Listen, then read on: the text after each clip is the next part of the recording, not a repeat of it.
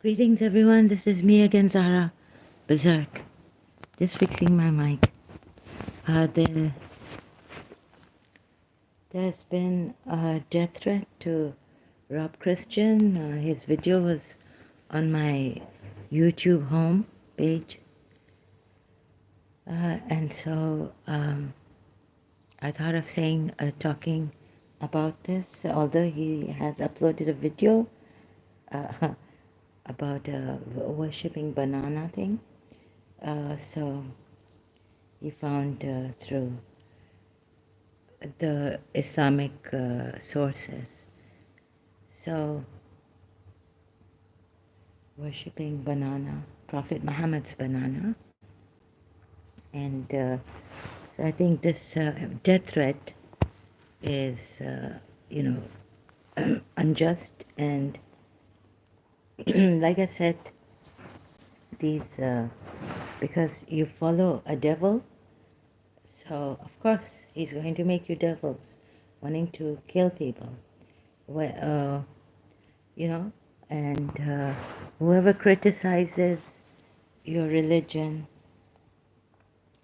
sometimes even, I say that to my Shias, you are shaitans, because your intellect, the way you reason on some Quran ayats.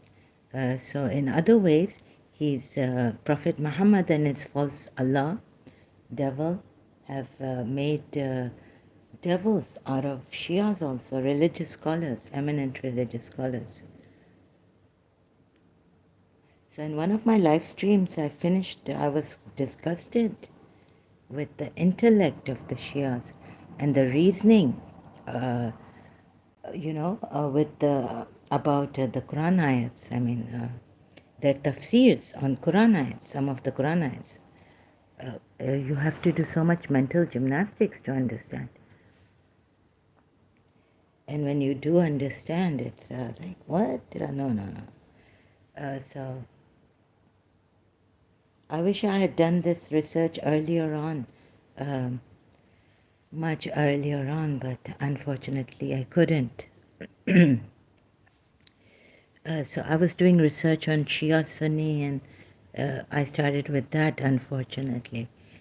However, those some of the verses, even with the tafsir, even as a Shia, it didn't make sense to me. Like Surah Azab, verse 37. How could he be hiding something inside when Allah was to reveal it and fear the people?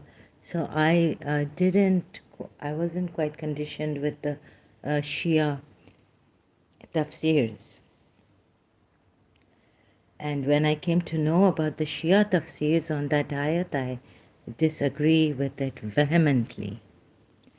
So anyways, there may be some misunderstandings. The reason why I keep this live chat now is many reasons, and one of them being that you can, sometimes I could make a mistake, like I do make mistakes, so you can correct me if I misread a word or misunderstand an ayat.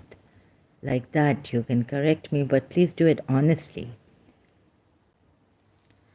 And please stick to the subject I'm on at that moment, right? So please cooperate like that. So now the thing is that Quran ayats I found. What about this Quran ayat against those who worship female deities? Surah Nisa ayat 117. They call upon instead of him none. Instead of him or along with him. What do the Hindus do? Right? They know there's a supreme God, Ishwar, and that he comes as an avatar. And Devis as Devas, Devis. So instead, this part is wrong. You have to decondition, deprogram yourself to understand this part is wrong. In the Quran ayat where it says, other than Allah, you worship something other than Allah, right? So you may say that over there he means Maybe not like for Hinduism, but idol worshippers just worshipping something without authority, and that would be other than Allah, ghair Allah, because authority was not sent down. So you may try to explain it that way, like the Shias would want to explain it. Okay, but here we have a very direct verse which says, they call upon instead of him none but female deities in brackets, female. And they actually call upon none but a rebellious Satan. Now, if this ayat comes in the hands of the Hindus and idol worshippers elsewhere, would they go killing Muslims? And a Rob Christian is a Christian, right? So, you know, he could say that the Muhammad worshipped these vile, najas, impure gods, right? Muhammad was a worshipper of pagan idols. Now, am I supposed to give him a death threat? Or will the idol worshippers give him a death threat? Just think about this. You see, you haven't been, this is the thing, we haven't been taught properly. So that's why I have to go slow. Maybe some people will find this very boring. Boring, you're taking too much time, you're searching. But look, I have to be slow so that I can make no mistakes. And even when I'm slow, I could make mistakes. So what? It's not the end of the world. It's not like God is going to punish me for a mistake I made.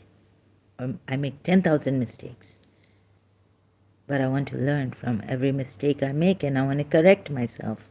It's not like hellfire is waiting for me. So he also made a mistake. Prophet Muhammad, in Surah Azab, we are told, he practiced an idol worshipping custom. I keep saying this, and I will keep saying this.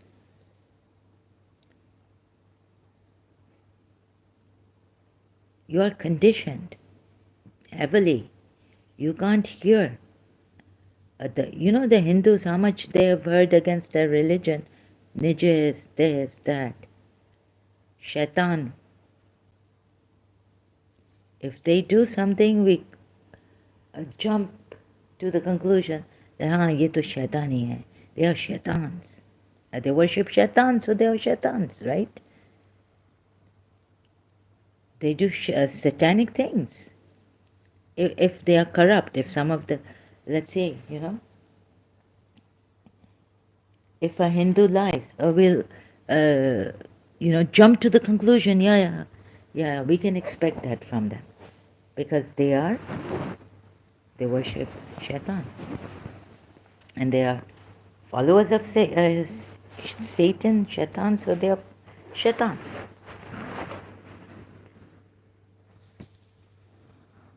And they call upon instead of him none but female deities. Okay, female. They invoke female in what's this? So your prophet and his Allah, no, this Allah you see, and Allah, what kind of an Allah is this? What kind of an Allah is this? Oops, sorry, excuse me, I haven't put my Inathan. Okay, mic. Just connecting my mic again. So, what kind of... You see, you've been taught to kill just because someone says against your religion. You've been taught to fight the kafir, deface them. I mean, even as a Shia, when I read these verses and, understood, how did I understand? I cannot, like, when I went to Surah Hashr, I looked at it as a Shia, just the ayats. Then reading in context, where context is not necessary. You see, this kind of Allah who casts terror into the hearts of men, it's not a true Allah. And often I wondered, you see, for the Hindus also, that how come Allah doesn't save everyone? They can worship the creation, right? What's wrong in that? Shouldn't Allah have, and I have contemplated as a Shia, but some of you Muslims don't even take Shias as Muslims. But would you not as Muslims contemplate? So there's an ayat also that no fear, even the, I think the polytheists should have no fear. And that was before Prophet Muhammad came. That ayat is for before Prophet Muhammad came. Christians, Jews, Magians, Sabians, polytheists, if they believe in Allah and the last day and all this. So that ayat then abrogated, but that Allah, I would say, is the true Allah. And they should have no fear. They should be, and they should be allowed to worship. It is, to see a stone and to revere the stone. What is your niyat? What is your intention? I'm devoted to this stone. Somehow, they say, Allah, or I found this stone miraculously.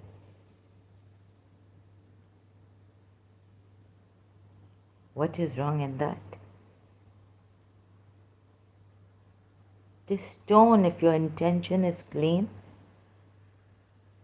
would lead you to that true God. You are already with the true God. The moment your worship starts, your devotion starts, your reverence starts.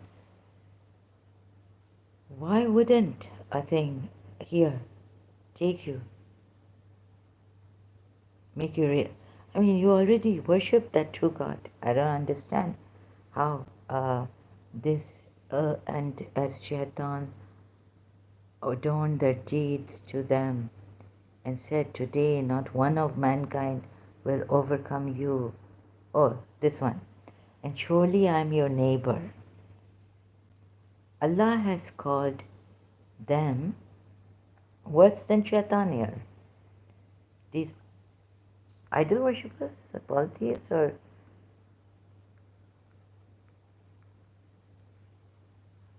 worse than Shaitan. Just let me read this. And but when the two armies faced each other, is this in Battle of Badr? He turned on his heels and said, surely I am quit of you, for I behold that which you do not. Indeed, I fear Allah, and Allah is stern in punishment.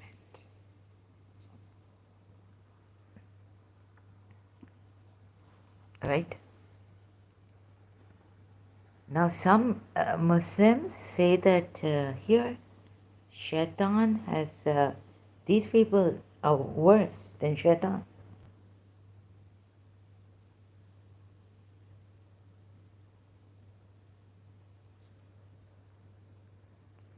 Or you may put them, if some of you, I don't know how you take this verse, you can take them as equal to Shaitan.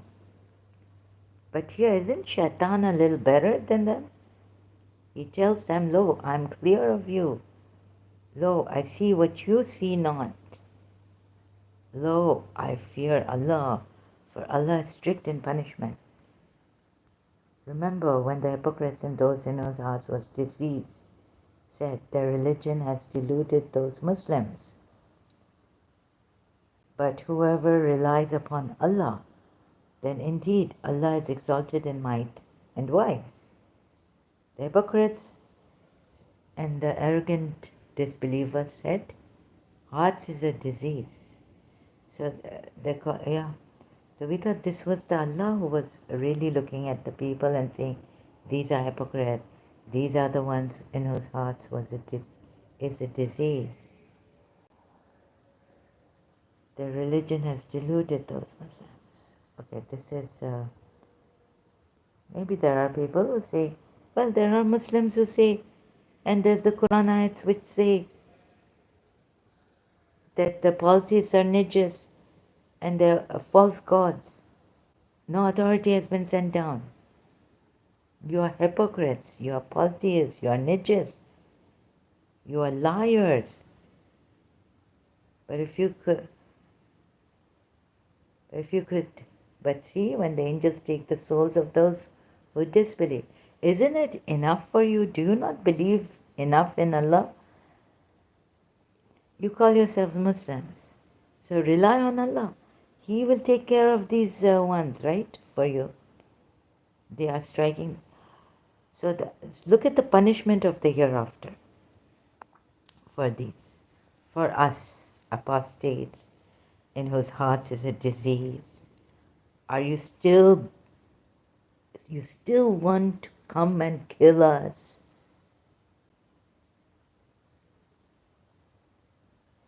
Is this hereafter forever and ever torture, burning fire? Or is your ego hurt because someone like me may have called you shaitan, barbaric?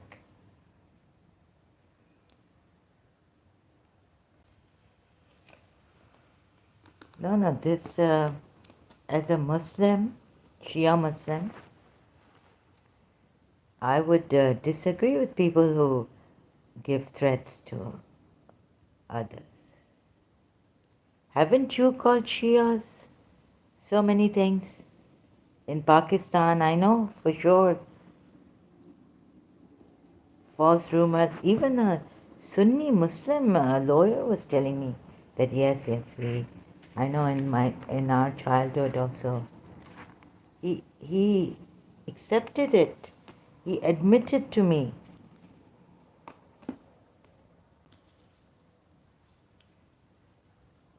Something came up about religion and all this. So I said, if you would like, if I may tell you what my heart says, right? Something like this. Because at that time I was a Shia, so my heart was lying to me. Because hearts have a tendency to go astray. So I said, if you may, I don't mean to offend you, but since this thing came up about religion between a Shia and a Sunni boss, Sunni lawyer, I said, if you ask my heart, may I be frank with you? He said, yes, be frank with me. I said, well, my heart says that Abu Bakr and Umar, can't trust it because I'm with Prophet Muhammad's family. That they were munafiqun, I told him. Mushrik.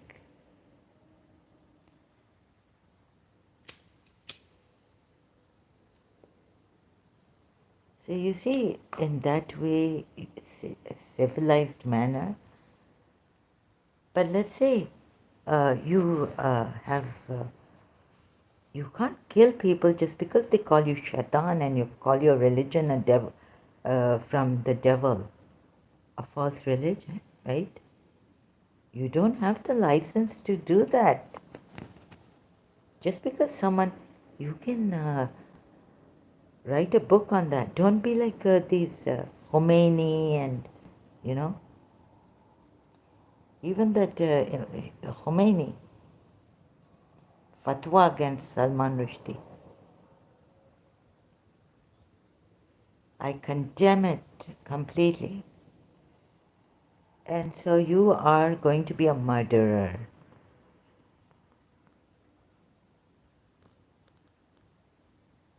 So it's okay for this Allah because you think this Allah is the true Allah. No, no, no, it's not okay. See, this is the problem. I failed because you've already. Now, what can you say to a person who is conditioned, who has cognitive dissonance, right? Who is conditioned to kill people on apostasy? And if anyone criticizes my religion, it's not that I will criticize their religion, like I did when I didn't like something. When a Christian told me, I said, I came here on my channel and I started to criticize Christianity.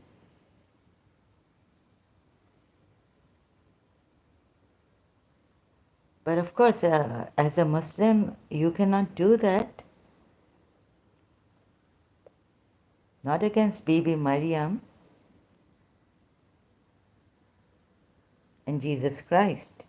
But you can, in another way, criticize Christianity that the Christians don't follow. Wouldn't you say the Christians don't follow? They change their books.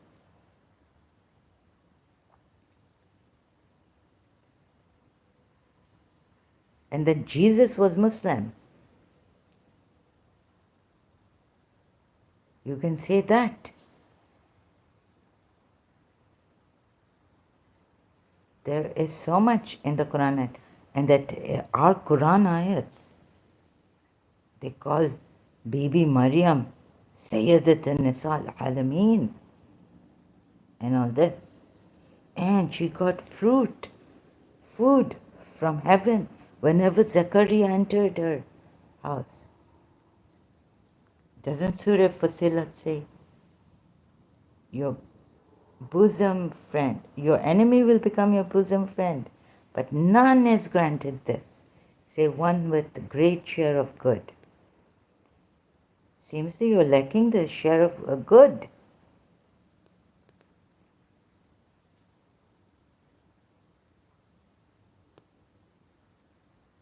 Not only this, that they practice evil but that they will go into taste the punishment of the burning fire.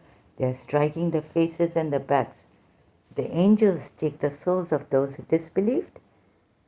They are striking their faces and their backs. So open your Quran,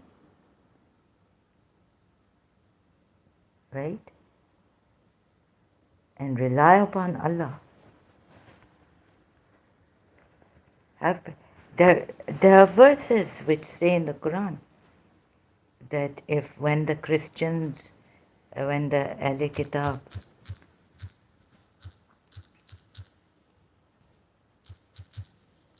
people of the book,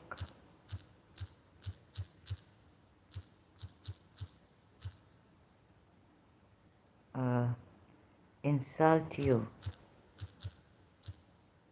and say all sorts of things against you,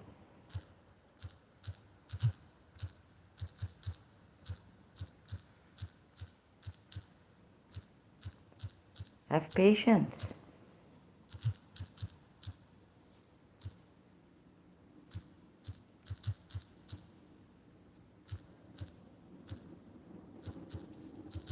You've called me as shaitan, war against kafir. I will find you wherever you are.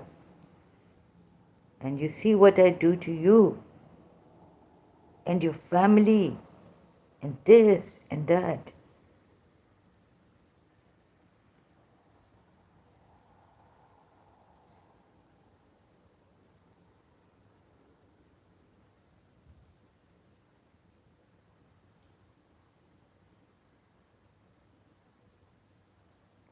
Matthew, it's in Matthew to the Bible, but yeah, this kind of a thing, you know. So in the Bible is God blesses you when people mock you and persecute you and lie about you and say all sorts of evil things against you because you are my followers. Jesus said this, right? Now, there's one here which says when they criticize you, insult you,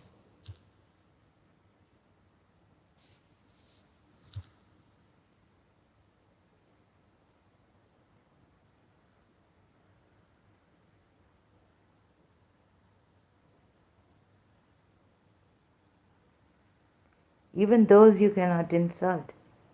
But what God has said in the Quran against them, that they worship the devils, false deities, etc. Praise be to Allah, may He be glorified and exalted, says, and insult not those whom they disbelieve, whom they worship. Allah knows things, mention it as a favor. Trying to look for that verse, but cannot find it. So, where is it? Oh God. No, no. They insult. Oh, believers, do not insult. The word of your Lord has been perfect. No, I can't find that verse right now. It's not giving it to me. Google search. Maybe I should search in other words. Way. Be patient when they insult you. Quran.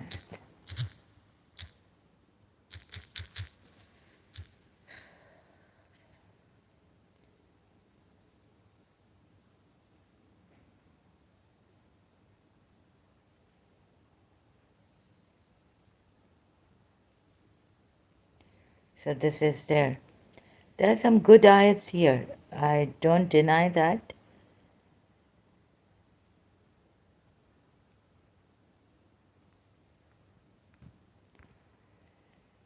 So this,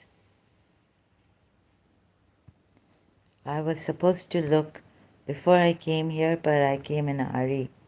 I felt now I had the strength to come. I'm not feeling too well since yesterday. So the thing is that let me see about this.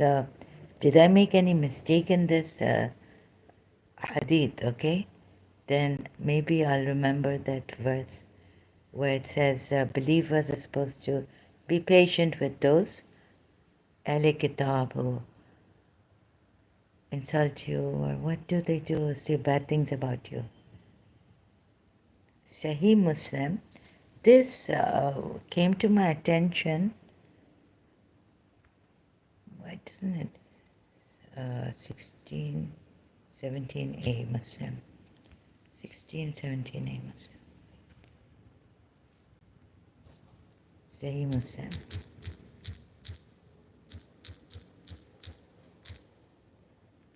16, 17a.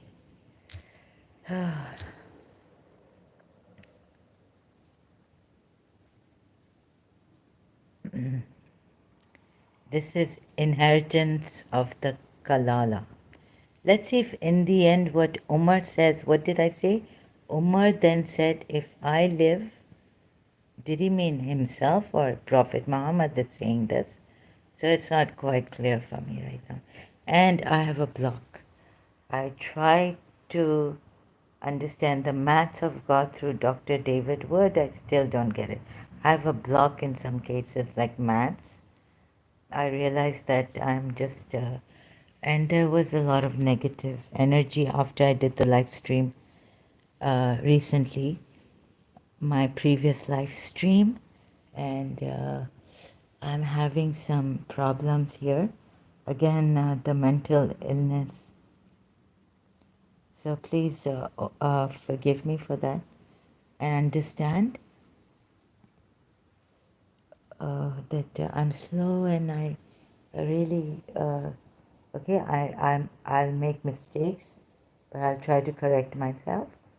Okay, Abu. So this I recently went to the ex-Muslim Ahmad, his video, a live stream, but late.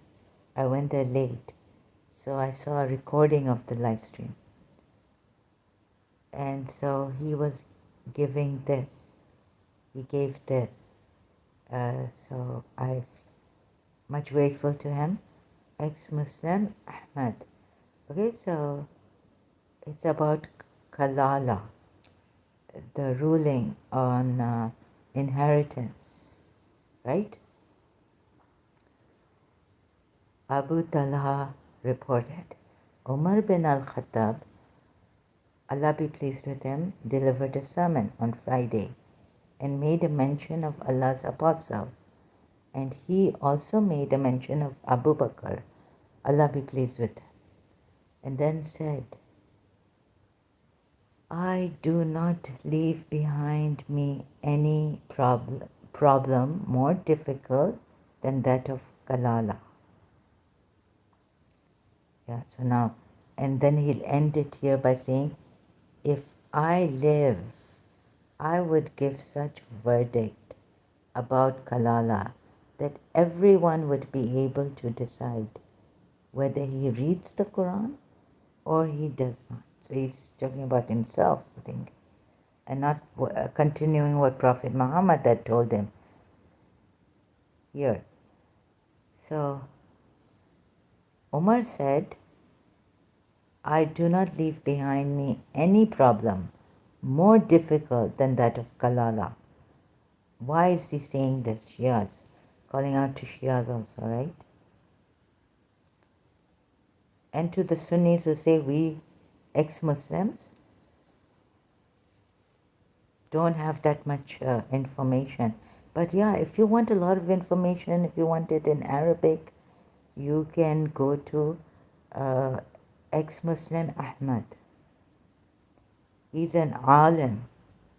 He's read many, many, many books, right? So you can go to him.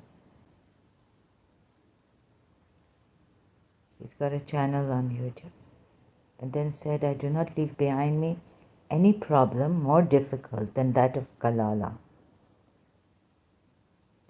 Now actually, इसको problem हो गया था कलाला पे. Problem क्या हुआ है? Difficulty in Kalala, the rules of inheritance. The rules of inheritance, right? समझ रहे हैं आप लोग? Do you understand?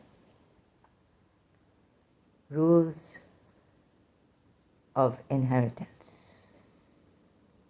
Kalala. Because it doesn't add up. What Dr. David Wood has told us in his video. I did not refer to Allah's Messenger more repeatedly than in case of the problem of Kalala. So you may come and ask me the same question again and again. Am I an atheist? You see, you're asking me about myself, me, and you're repeating out of topic.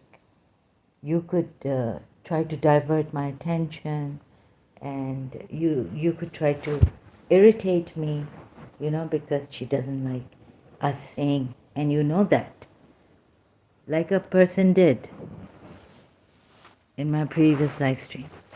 But this is not about me, right? I may get irritated. Let's have some water. Qigong Master says that in winter, if you're getting angry, have more water because anger comes from fire. You see, you may try to test me. So if a prophet did get irritated with Omar, well, let me see, I'll come here and tell you to go to this channel. again and again and again and again. But you see, I'm not the author of the Quran. Prophet Muhammad is, right? Or Allah is. I mean, whatever the author is Allah, but it's coming through him. Now here, Umar wants to understand about Kalala. It was very difficult for him to understand about Kalala. Kalala, right? Very difficult.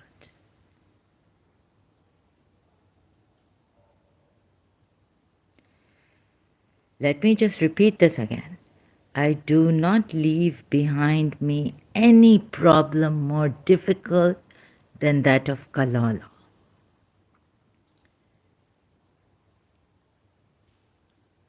I did not refer to Allah's Messenger more repeatedly than in case of the problem of Kalala. You see, sometimes I say I'm not a good teacher. I wish I was a good teacher. And I wish I was like that Dangerous Mind in that movie, American movie. The teacher in Dangerous Mind. So I have something lacking. I'm not saying I'm perfect. I'm an exalted character. You follow me. I haven't said that. I'm nowhere near that. Right? So you can come and try to provoke me and test me and say, oh, she will one day realize that she has a... I never said I'm perfect. Every day it is a struggle and every day I fail. I fail to be a good person. I have been struggling in my life to be a good person. I've been struggling to see what Jiddu Krishnamurti wanted us to see through ourselves and be a light for others and ourselves. So where I have failed doesn't mean if I give it to someone else, share it, that, I'm reading Jiddu Krishnamurti books and then you taunt me or you say something. Doesn't mean this is not right. Never have I said that I'm a perfect human being or even I'm a religious scholar. See, I make mistakes and then you can come and you try to whatever. If you don't like my style, you don't have to come here.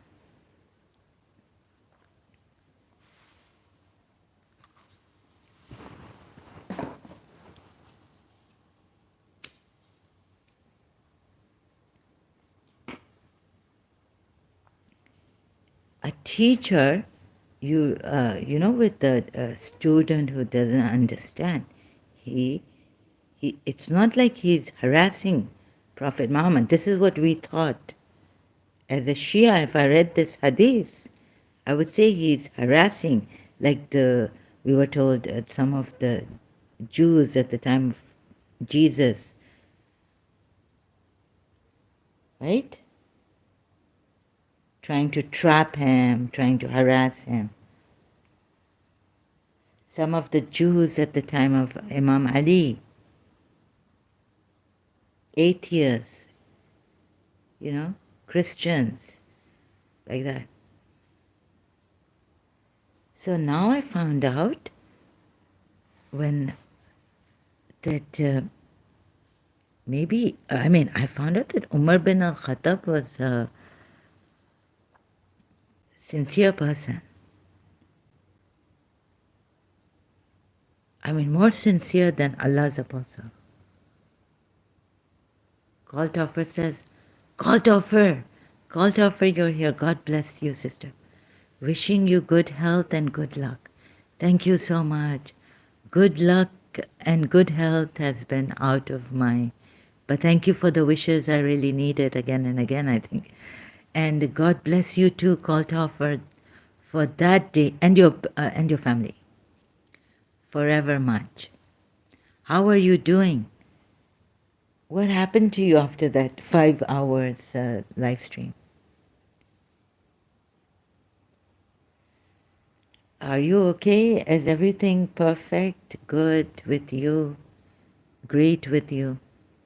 Hope so. I'm sorry I had to keep you here, and I cannot thank you enough for your help. Touch your feet. My brother, you were great. Sister, I went to sleep. You went to sleep. Well, okay. Oh, so then you had a good sleep, good rest. Hope you had a great, you know, sleep, nice deep sleep. Oh my God. So you went to sleep. Out of time? Yes, you must be exhausted. 5 hours. You were there for how many hours with me? Oh my God. And so everything is very good. I'm so happy to hear this. Inside, I'm so happy to hear this. Great, great. Thank God. Thank God.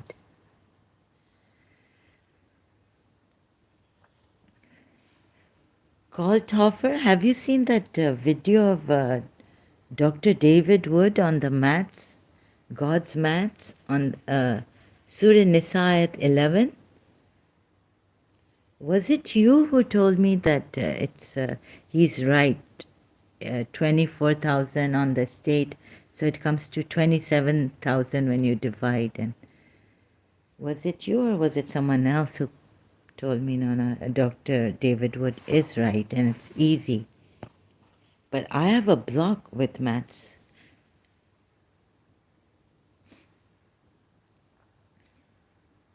I wonder if it was you or someone else. So here, yes, I told you that. Oh, thank you so much. Yeah, you told me this, right? So now I found a hadith on this, where even for Umar it is difficult. And you said it was easy to work it out. And but it didn't come to 24,000. It came to 27,000.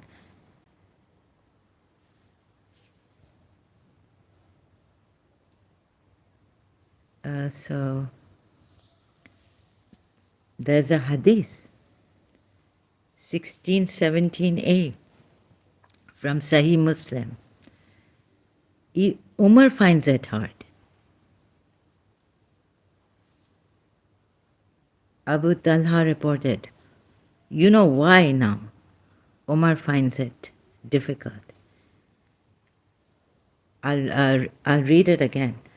Abu Talha reported, Umar bin al-Khattab, Allah be pleased with him, delivered a sermon on Friday and made a mention of Allah's apostle. You know, since now he's become the second caliph, I guess. And he also made a mention of Abu Bakr, Allah be pleased with him, since Abu Bakr was the first caliph. So maybe Abu Bakr has passed away now. And then said, yeah. And so now Umar is the caliph. That's why the Friday sermon he made, delivered. Allah be pleased with him, Abu Bakr, and then said, I do not leave behind me any problem more difficult than that of Kalala. I did not refer to Allah's Messenger more repeatedly than in case of the problem of Kalala, and he, the Prophet, never showed more annoyance to me than in regard to this problem.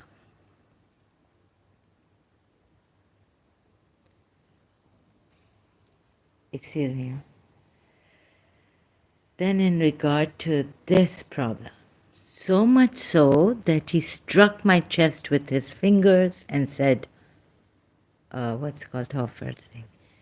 The math is easy, but it can't work in reality if you split it the way the Quran says.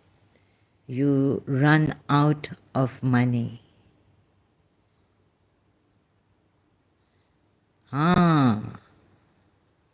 You run out of money. And so you're good in maths, right? I have a block. I tried to work it out with Dr. David Wood's video again, and I just said, leave it. My mind has a block. It just goes blank. It doesn't want to work out the maths. So I can trust in what you're saying, right? Kalthofer, the math is easy, but it can't work in reality. So you know what Prophet Muhammad has done to these Sahabas' minds. You know the cognitive dissonance you told me about.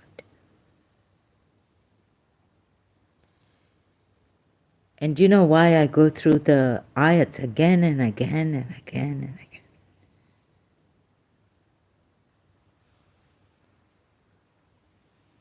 You see, the maths is easy, Kalthofer is saying.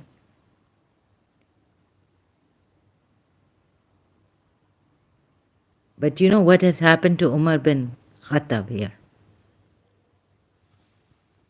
So what does the Prophet say? He says about the last verse.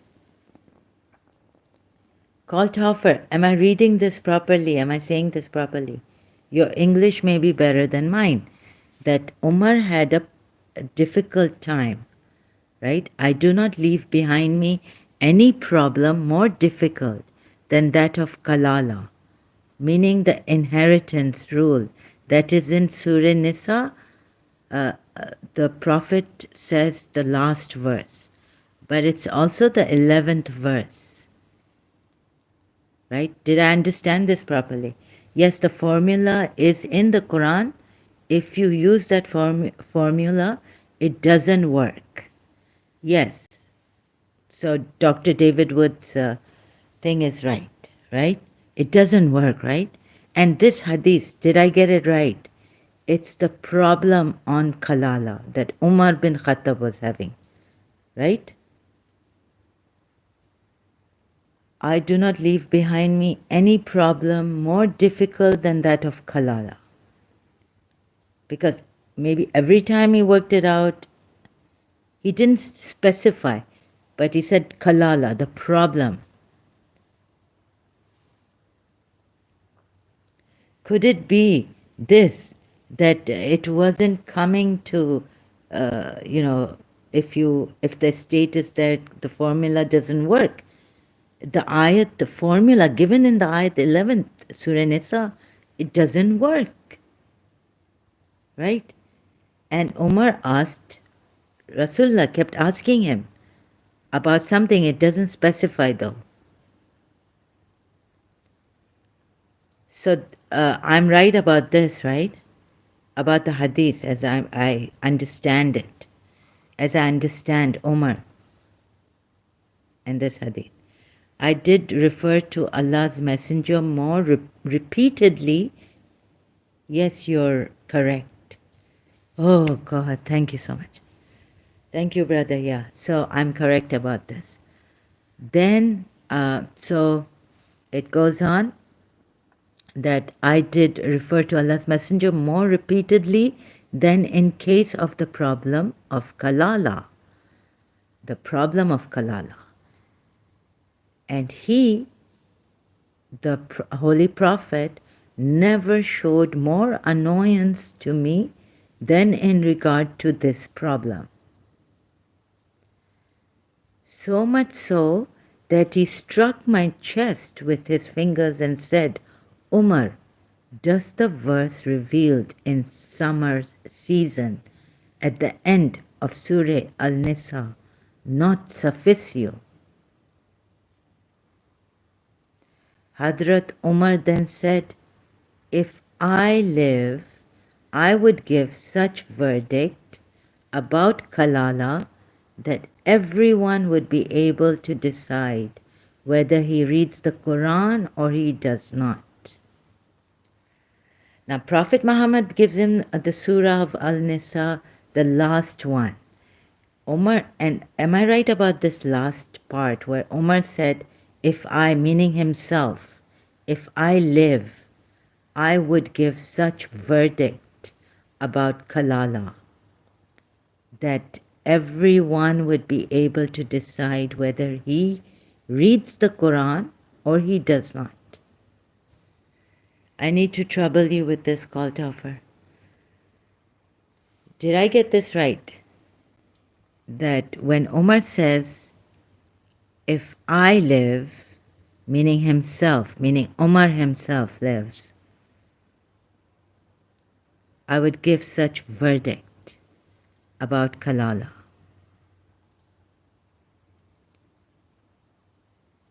Please, are you still here?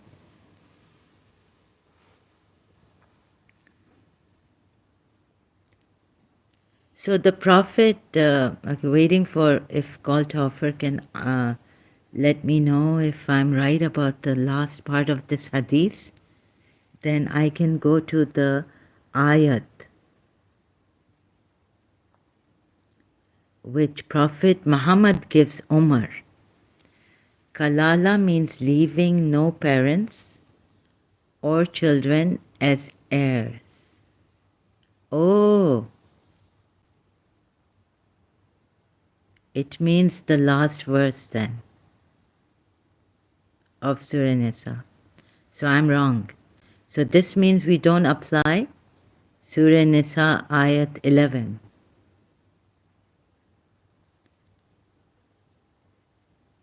Kalala means leaving no parents or children as heirs. So this means that Umar was having a problem with the last verse. Oh, rules of inheritance. Are you sure Kalala means, or is it just rules of inheritance?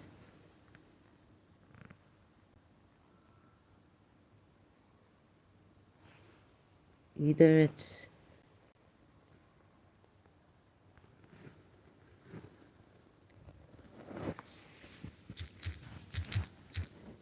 But am I right about the last part of Umar saying that had I lived,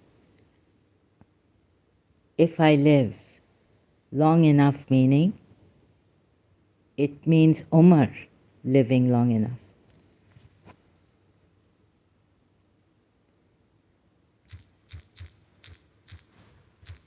So I'm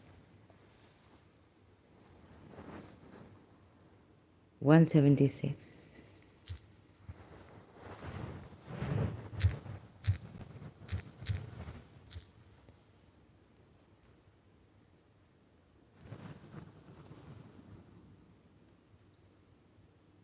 So then why was Umar having a difficult time on this? They request from you a legal ruling. Kalala. They seek your ruling concerning the Kalala. If a man died. Okay? And what about this verse? What is this? Surah Nisa,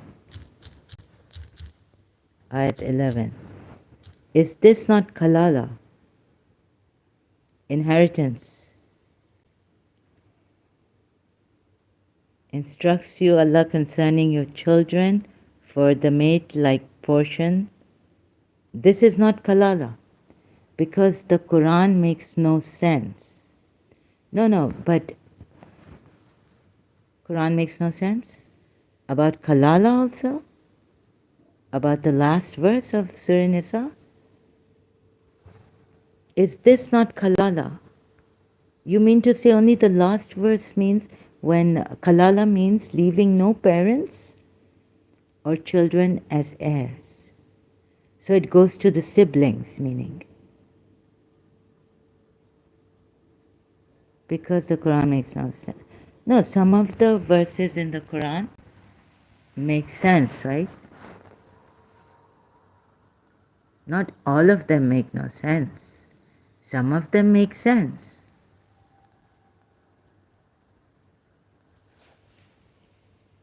You see, we cannot generalize like this, Kalthofer.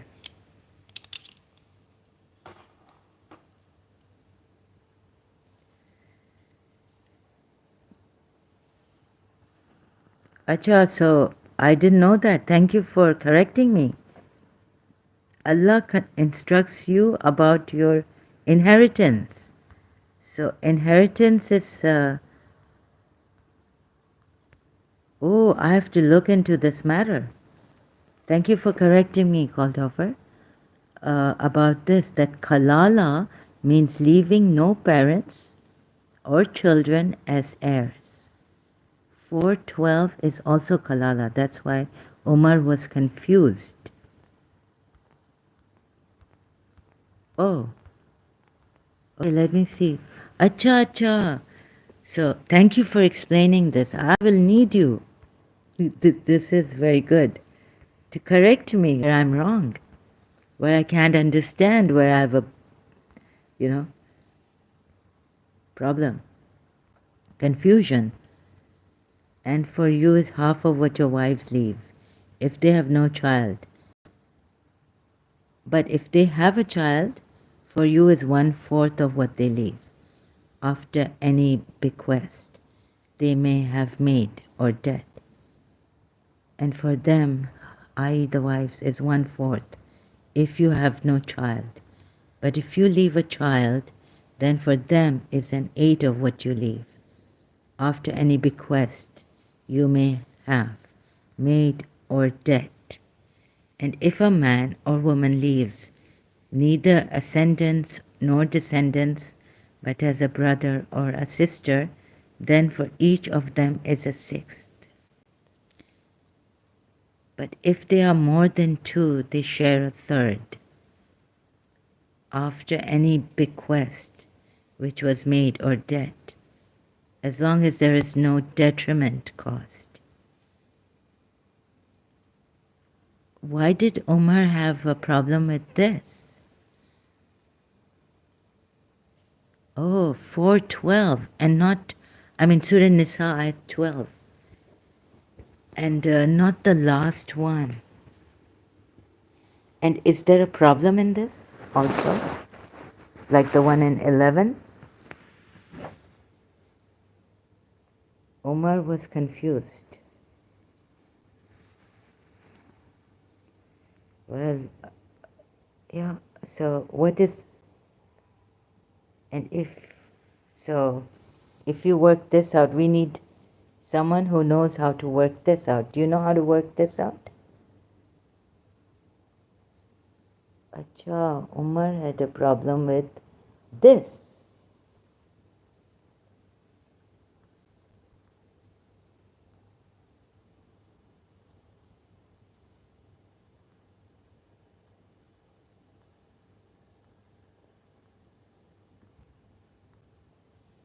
Thank you for the clarification, honesty.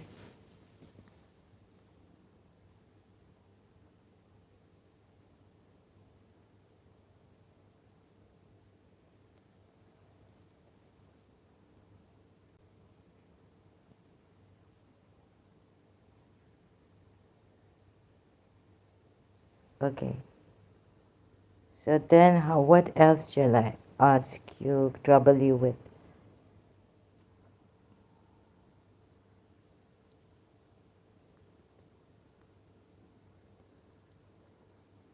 And for you is half of what your wives leave, if they have no child. Wives leave.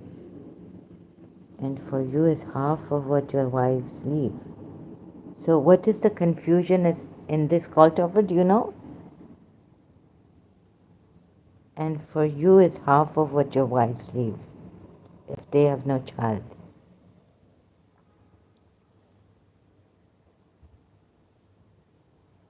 For whom? Oh, for the husband, his wives. I'm terrible at this. I'm really like daft, okay? Dumb. And for you is half of what your wives leave if they have no child. But if they have a child, for you is 1/4 of what they leave. So does this work out properly? Have you ever worked this out? Goldhofer, can you, after any bequest they may have made or debt? Okay. So for you is 1/4 of what they leave if they have no child. And for you is half of what your wives leave if they have no child. But if they have a child, for you is 1/4 of what they leave. Does this make sense, this ayat, when you work it out? After any bequest, that's why it's confusing. The math doesn't work out. Even in this. Oh my goodness.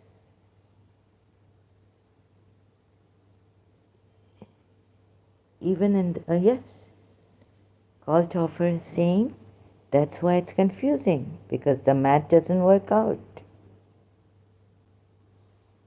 So let's put like 24,000 here like Dr. David Wood did, right? It still won't work out in this kalala, in this 12th verse of the Quran. But if they have a child for you, but if they have a child, for you is 1/4 of what they leave, after any bequest they may have made, or debt. And for them, i.e. wives, is 1/4, i.e. wives. Oh, if the other, oh, and for them, i.e. wives. What is he trying to say? And for them, i.e. wives, is 1/4 if you leave no child. Okay, now if the husband goes, and for them is 1/4 if you leave no child. But if you leave a child, then for them is an 8 of what you leave. But this is about child. This is kalala. But if you leave a child, then for them is an 8 of what you leave. After any bequest you may have made or debt. Okay, after the bequest. And if a man or woman leaves neither ascendants nor descendants, but has, if a man or woman leaves but has a brother or a sister, then for each of them is a sixth. But if they are more than 2, they share a third.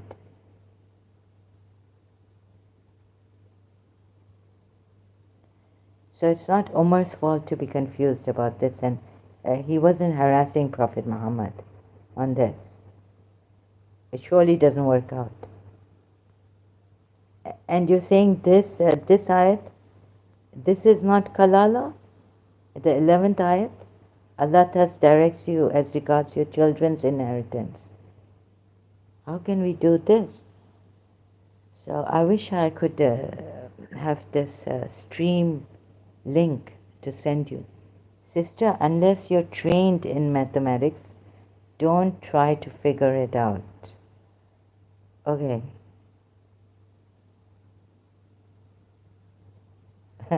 Yeah, you're right, it gets very difficult. So, it doesn't work out, right? It doesn't come. After having divided all this, if the bequest is not there and the debt is not there, there's no debt. There's no bequest to give out. So even in this, it would not work out. Brother? Right? Oh my God.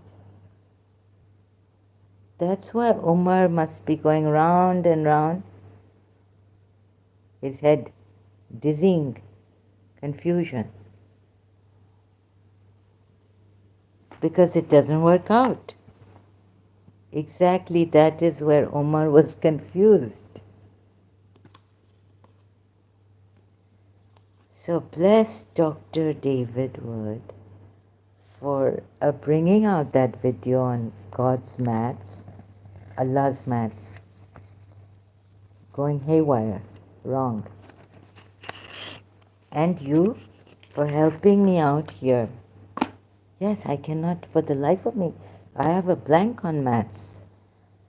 At one time I was okay with maths, I loved it.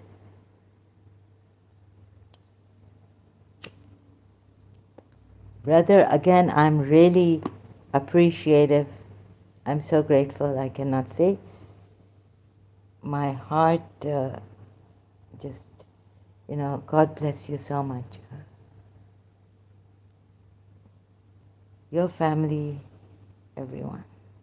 You know, you love your friends.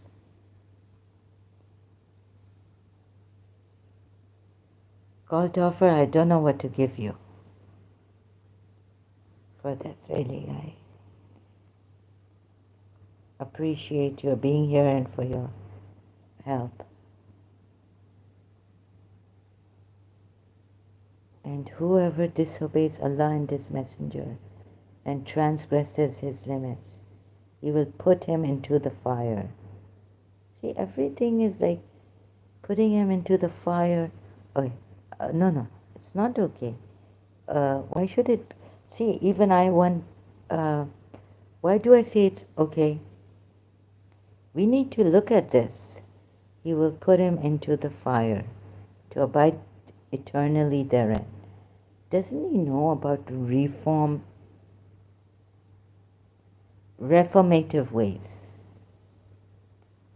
Is Allah. So for this call to offer, I'm much grateful. That this is like defacing people.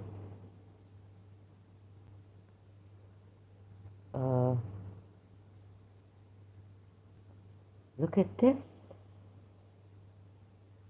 The Sunni hadiths have this. Abdullah ibn Sarah. My God.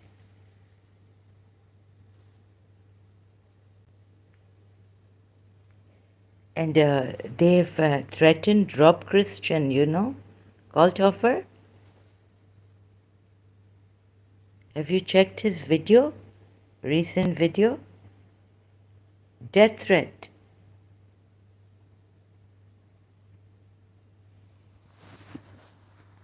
What can we do with such people?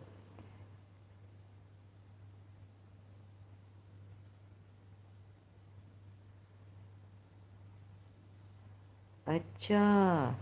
Galt Hoffer says Kalala is only used in Surah Nisa 12 verse and in the last 176 verse.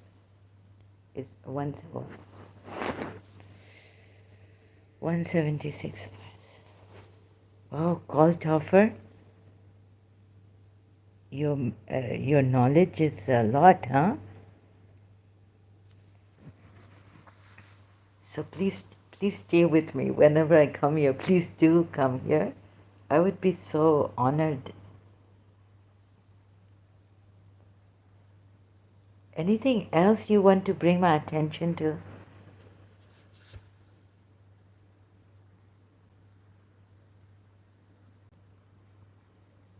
So you said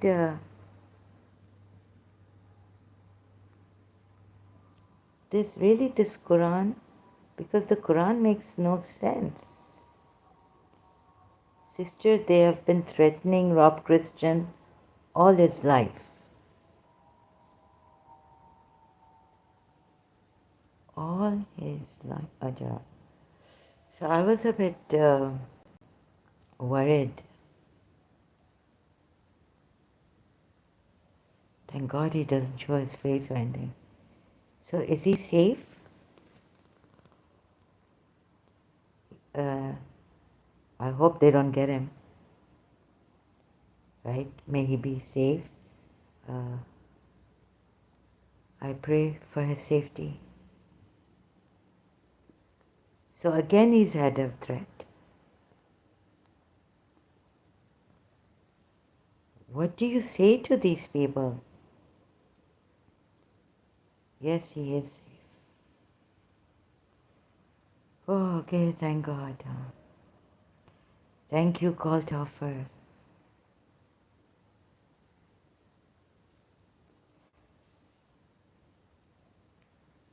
So, because I'm an ex-Muslim, I know. I mean, I can relate to this feel sad. One should not be killing. If someone insults you, even, or your religion,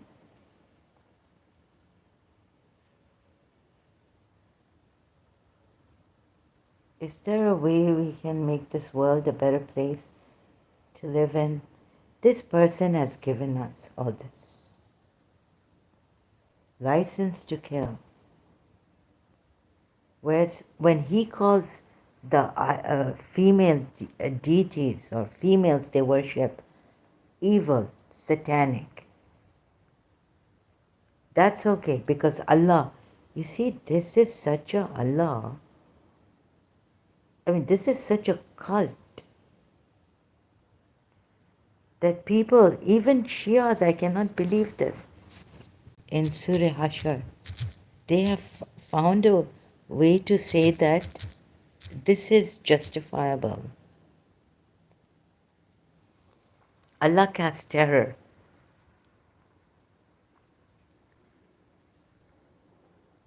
I mean, those with knowledge, Quran experts, Tafsir, Hadith experts, we had such high caliber, we were told, with such intellectual reasoning, logic, scientifically going through the Hadiths, right?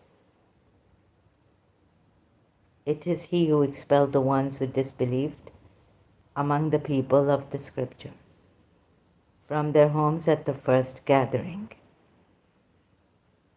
Expelled the people of Yathrib who opposed Allah and the Messenger.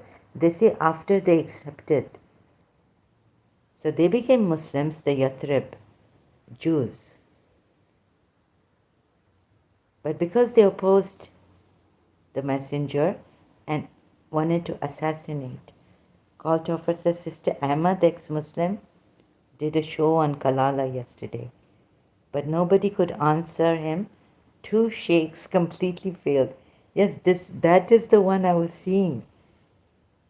So that's where I started. I got the idea that I should come here and say, those Muslims who say, you don't know anything, to me, an ex-Muslim.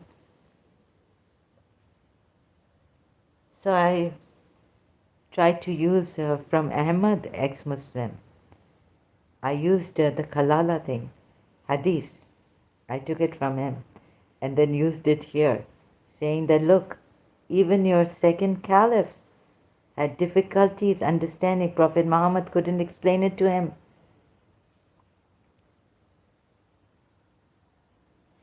So Kaltoffer, I took it from there. I keep saying in the beginning, if you see my live stream, I've said this in my previous one also, previous live stream, Kalala. Oh, was it in my previous live stream? You see, Muslims come here and some of them who say, you don't know anything, you don't know Arabic, you don't know anything about this. Who are you to talk? Kaltoffer says, I joined you late. Acha, yes. But I'm so glad you came here, and I'm very grateful that you're here. You really saved my, I would, that day, I would have been in so much turmoil, but you kind of calmed me down. You were here. You saved my day. That day, you saved a lot of me. I would have gone into so much madness, distress.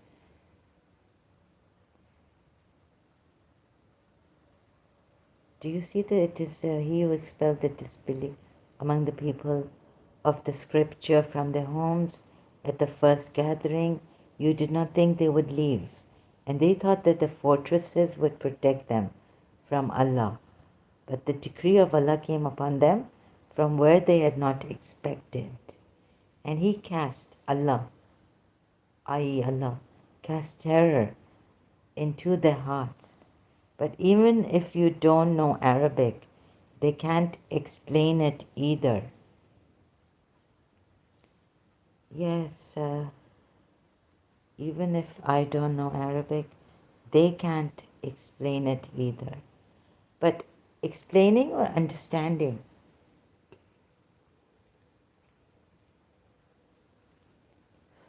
Is it explaining it or understanding it? Or they themselves have misunderstood? Both. Okay. Yes, thank you. You see, this is the problem. But why is it like this with them? I mean, you said, but is it because you said to me that sister, it's cognitive dissonance, right? But could it also be like they just blindly, or just for their ego or their personal, emotional security? Could it be that they, how do you say, like in Urdu, I know this word, knowingly come to harass you? Huh? Like how many times, and I've even, like before this, I had this video, please empty your mind, do this. How many times I've gone through the ayats with them, right? Civilized manner. Yet when you go ahead and when they are losing or something, they start to tell you, but they won't admit that they are wrong. They won't admit that they misunderstood or misinterpret the ayats. They don't admit they don't understand the ayats, but they put the blame on us.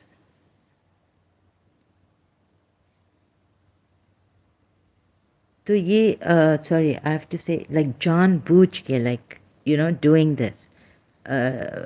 Like they're doing this knowingly.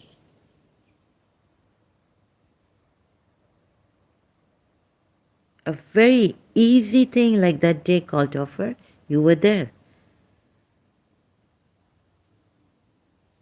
Surah Azab verse, which one was it? And Surah Mujadila verse 2. None can be your mothers. How many times have I gone through that? And then I went through it with the other verses in Surah Azab. Sister, Satan doesn't want his lies exposed. So they want to shut you up at all cost. Yes, we're dealing with Satan, aren't we? One of a kind. It is.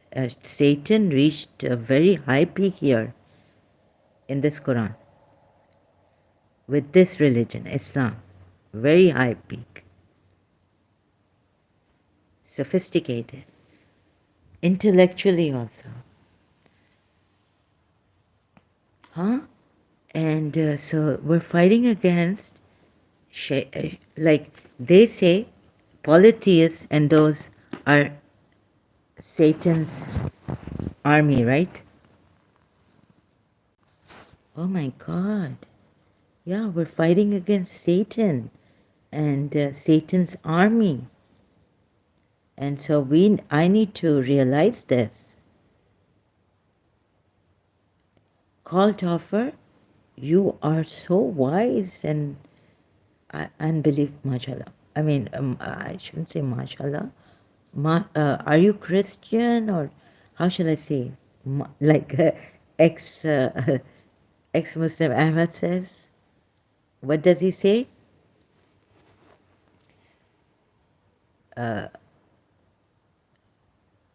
Jesus. Masha Jesus. But I'm not a Christian. How shall I? Touch wood, touch wood. Amazing, amazing. You are amazing person. Amazing. It's good to know some good people.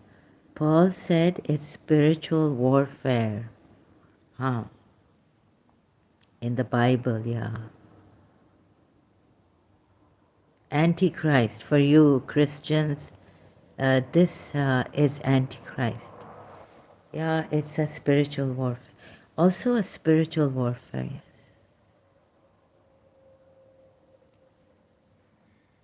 We are, yeah.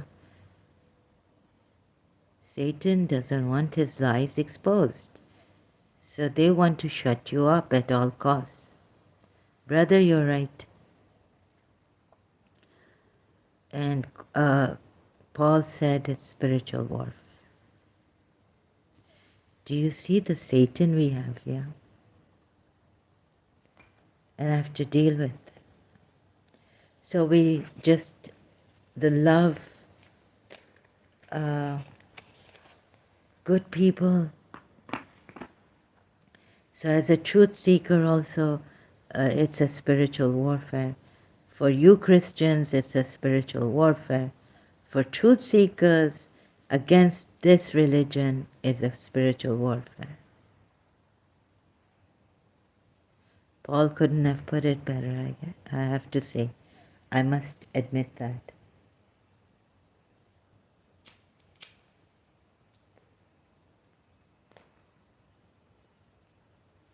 This is one of a kind of Satan. So then now, shall we take a break? Shall we leave?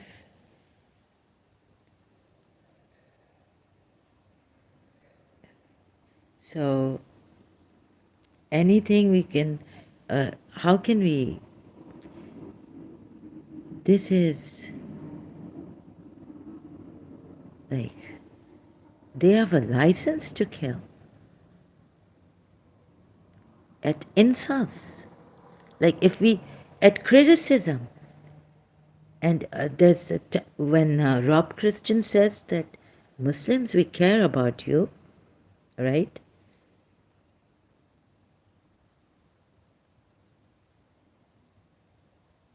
So they can go kill, stab people, God knows what, harm people, even the property, everything. They can use deceptive means, like what was his name? Lloyd. Lloyd said, you know, about the Sharia and this at P. Fenders.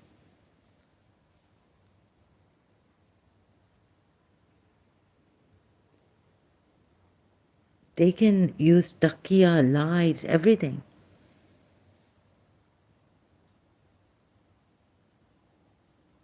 So their Allah is Satan. The deceiver, the best of deceivers. Makarin. Goldhofer says we love them and want them just to see the evil in this cult. Yes.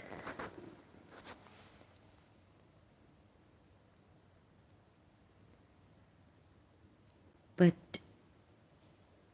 so sometimes Goldhofer, love isn't enough. Because for Satan is hate.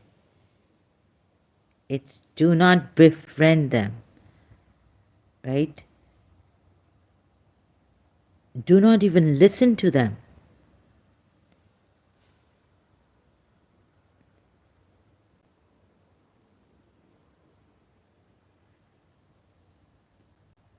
Do not make your fathers, your brothers, allies if they choose disbelief. Here, Surah Tawbah. Surah Tawbah at 23. Call offer, I may, God forbid you, I may die loving them. In fact, you're saying we love them, right? Because you have that love in Christ. And I say, I care for you, humanity, for you Muslims, my Shias.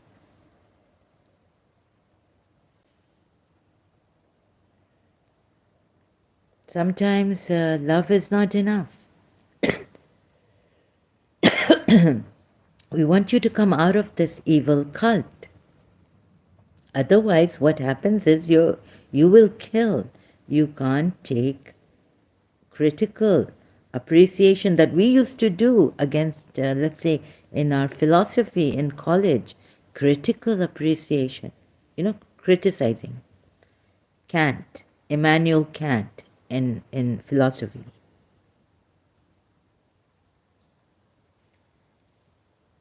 But their religion Islam doesn't allow us. If we found a mistake, what will happen?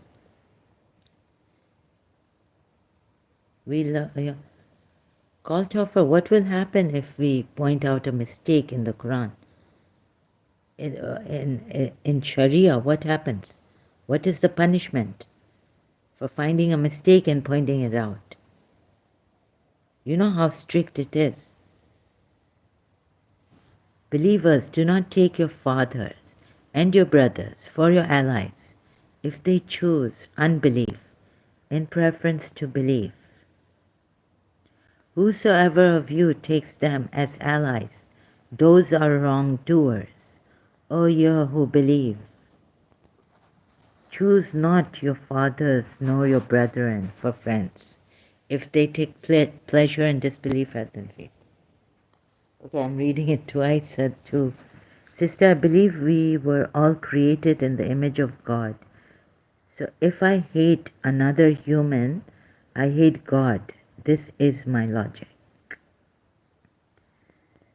Great logic.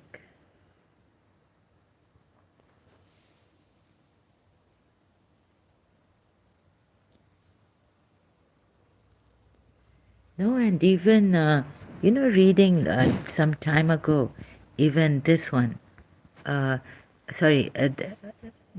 this author, Dale Carnegie's book, Stop Worrying and Start Living.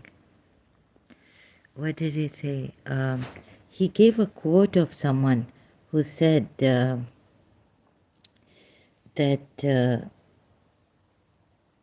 no man can make me stoop so low enough. No man can make me stoop so low as to hate him. And in humanity we are one. Oh God, I'm so used to this quote. This quote I found in Dale Carnegie's book, Stop Worrying and Start Living, or Stop Worrying. Martin Luther King Jr. Let no man pull you so low as to hate him. Booker T. Washington. I shall allow no man to belittle my soul by making me hate him. What's this? Sorry, why is the message held for review? Sorry about this, call offer. In Sharia, if you point out a mistake in the Quran, it's off with the head. In Sharia,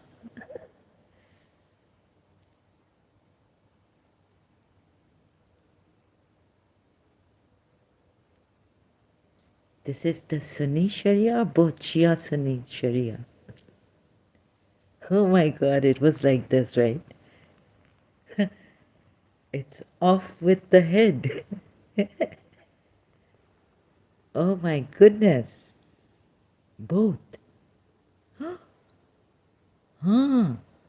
Yeah, you cannot publish it. I think Allama Rashid Turabi in Pakistan, you can't you can't publish it. If you point out a mistake in the Quran, it's off with the head. Yeah, that's why my father said, like, no, we cannot question the Surah Azab ayat, Prophet Muhammad's wisdom. He shut me down, you know.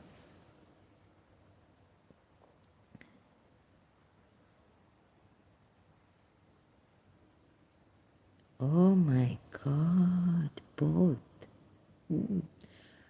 Called off her, I feel sick now. Sick in the stomach, I think. Head, this is, you know how terrible this is? You know what a tragedy this is? I'm sure you know. And you know, Hindus, they worship their gods, goddesses, and they also say namaste. It means I bow to the divinity in you. I bow to the divinity in you. Called Hoffer, this is one of a kind shaitan we're trying to help them out of. So it's going to be, before it was impossible then. Your head would be chopped off. Oh my God.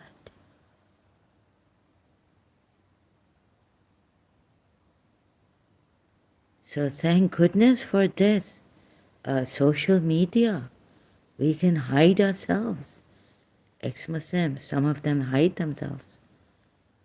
Anyone can have this thing, you know, any Muslim, anytime, because the Sharia allows them, right? I mean, even if we do it in the most civilized manner, cult offer, like sometimes I get emotional. Oh, you know, that day I said a lot of things, you know, in my live stream. I said Prophet Muhammad, this, that. So, but let's say someone even comes and just points out a mistake. Just a mistake in the Quran they find, right? They just point out the mistake. Not emotional, like me, just in a very level-headed way, reasonable man would do. Point out a mistake in the Quran.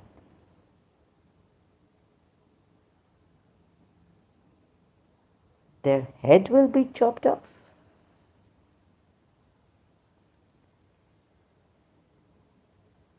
Oh my God.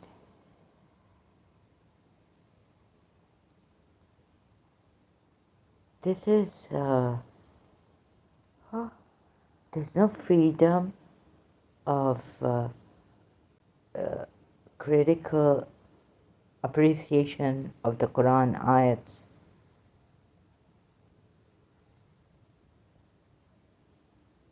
But here, God says, He gives you the responsibility, right? In the Quran, if like use reason and reflect on the Quran ayats. How can they chop our heads off? Reflect on the Quran ayats.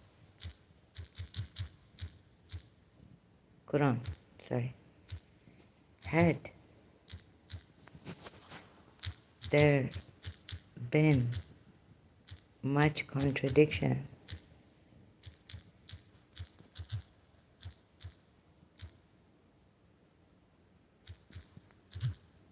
That's Surah Nisa ayat, I think. I keep forgetting the surah and all.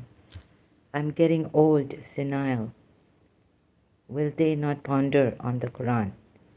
So, are we not supposed to ponder over the Quran? Or they've just decided now that anyone, sorry, called over, why are your messages being held for review? I don't understand. I have to show it. Sister, they worship the Quran in Pakistan. A shopkeeper just tore a piece of the Quran.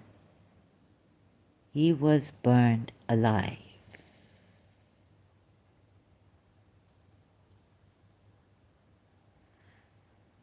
Sister, they worship the Quran in Pakistan. When did this happen? Huh? Yeah, this is because, you see, oh my God, yeah, because, if you tear a page from the Quran or just a piece, you're gone 5 months ago. Yeah, and Dr. David Wood has left the channel, YouTube, to tell us what has happened in Pakistan. I haven't kept with the news, so a shopkeeper, maybe I've forgotten, a shopkeeper tore a piece. So, but what if in a civilized manner, if you point out a mistake, do they have the right to chop off your head?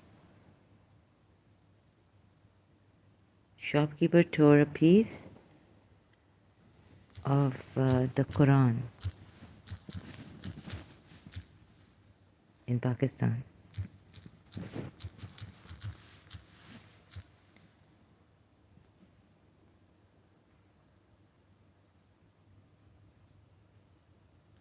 Yeah, yes. What if someone tears out a piece of the Bible?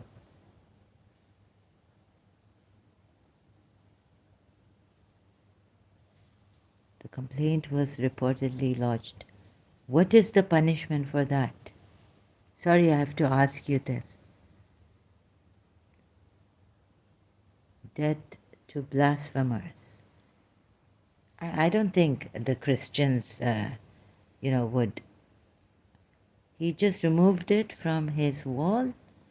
He removed it from his wall and tore it, not on purpose. He just wanted to remove the thing from the wall. Okay, so he had to tear it out because it must have been pasted or glued on the wall. Oh my goodness.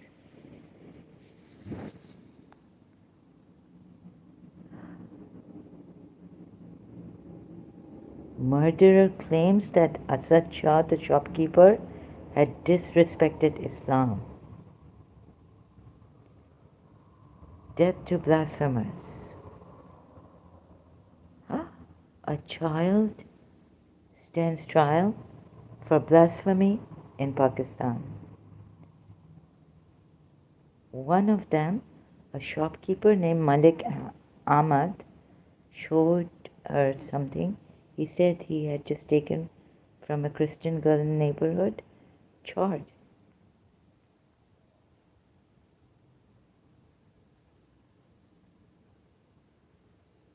Oh my God.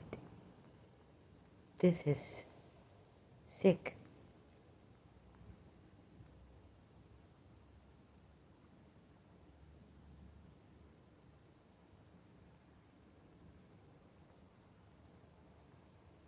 Was it about the one in the office? The man in the office who took off some Quran ayats? They burnt him to death. They burnt him alive. Oh, was it that one? The case in the office? or another case, shopkeeper case. My God. So, this is, you can burn all the Bibles you want. It's just words on paper. We worship God, not a book. Wow, amazing. I wish the Muslims could. This is what I was waiting for. Call Toffer, thank you so much. Yes, this is the one. I heard of that one, yeah. 5 months ago it was. The office one. So, yeah, that was. I have no words. Look at what Kalthofer is saying here.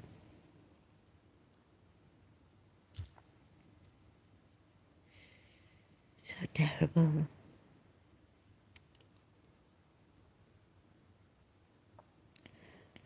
Kalthofer, hope you're safe. I just want to show your great in Christianity. Although I don't believe in Christianity, but you see what Kalthofer is saying here? You can burn all the Bibles you want. It's just words on paper. We worship God, not a book.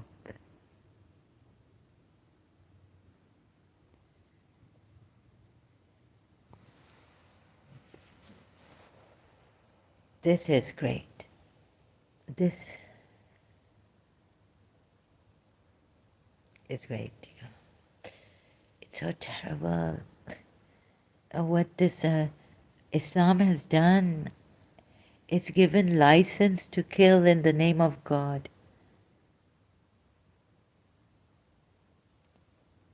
How many idols they broke. How many. Sozo, good on you at Goldhofer. Sozo has come. Welcome, Sozo. Yes, this is the one.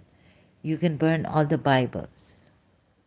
Goldhofer says you can burn all the Bibles you want. It's just words on paper. We worship God and not a book. Goldhofer, this is great. Thank God for.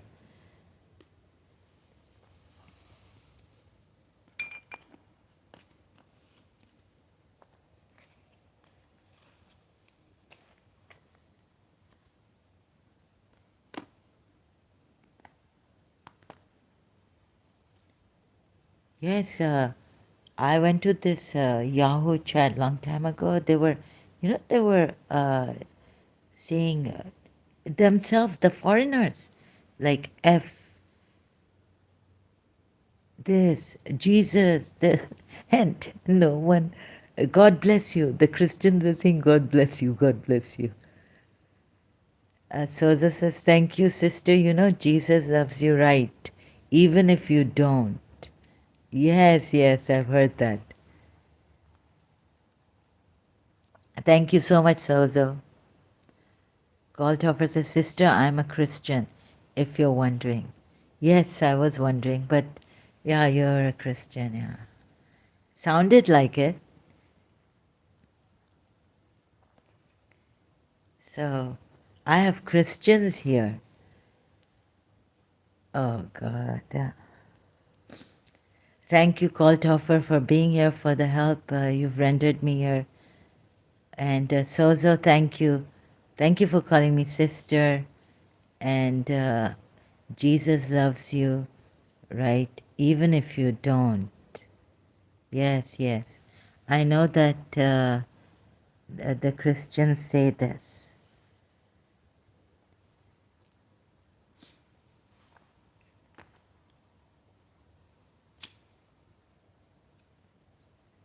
So,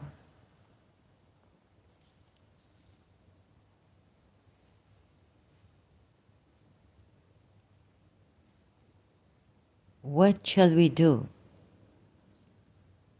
We will keep trying to show them that this Islam is from Satan. Cult of Sister, God gave you life. God gave life, and we have no right to take it.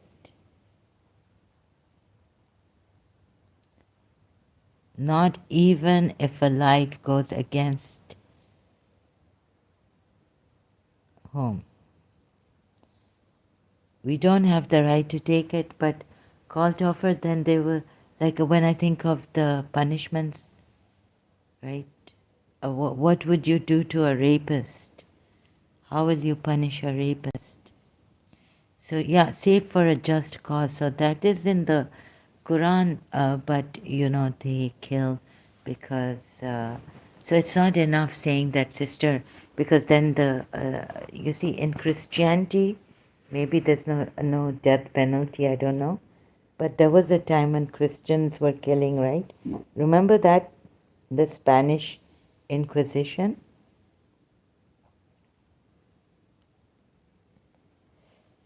That's right, yeah, but the thing is that what if what if murder happens? What do you do to a murderer? Right?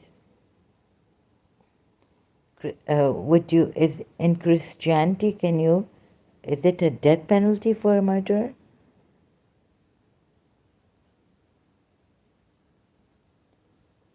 Or a rapist? What is the punishment for a rapist?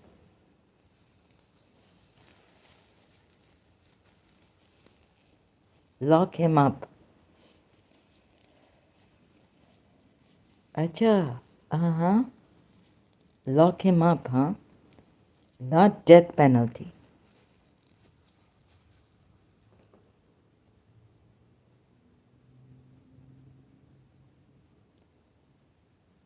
This is good.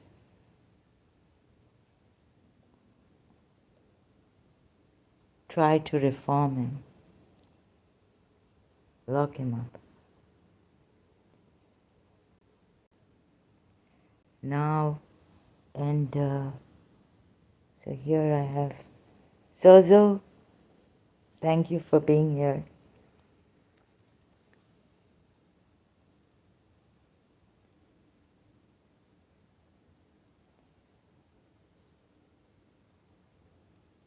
Anything else? But in self-defense, you can take a life, no problem. Ah, okay. Kaltoffer, I'm so glad you're here. Thank you so much, brother. Sozo says, my pleasure, sister. Sozo, I'm so glad you're here.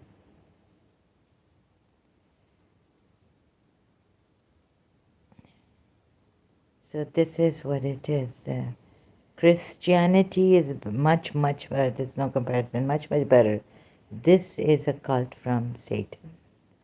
No doubt about it. So we Shias were told that in self-defense only the words, but no. I have to correct the Shias also in this. Please leave this religion. And I started to read Jiddu Krishnamurti, so I'm on, Jiddu Krishnamurti and all that. Muji meditation.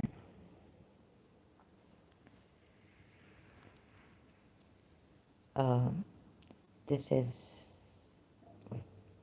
is much better. This Islam is not, right? Islam is not at all. I can see what it's done to people. What else would you like to contribute? Say something, and be safe, but be safe, please. Okay? Is there anything you would like me to add to this live stream? Kaltoffer, Sozo.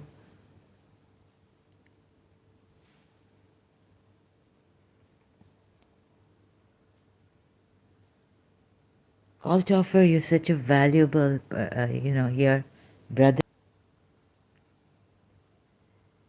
any other way we can call to offer says, Sister, Jesus said, sell your cloak and buy a sword. That means self-defense. I see. When Jesus said, sell your cloak and buy a sword, that means self-defense. Sozo says a holy God would not promise a follower the many evils forbidden in earth, but it is okay in heaven.